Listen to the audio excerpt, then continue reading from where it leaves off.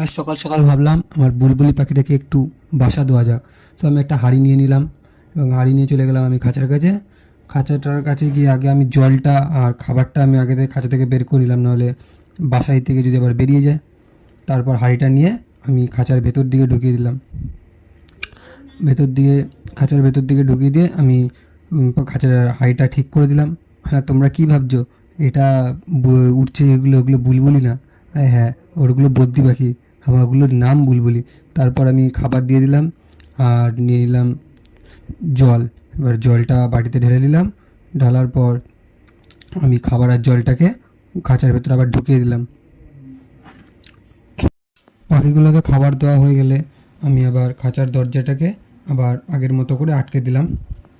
এবার আমি একটা কামড়া খেতে খেতে চলে আসলাম। তো ভিডিওটা ভালো লাগলে চ্যানেলটা সাবস্ক্রাইব করে লাইক করে দিও। Bye bye.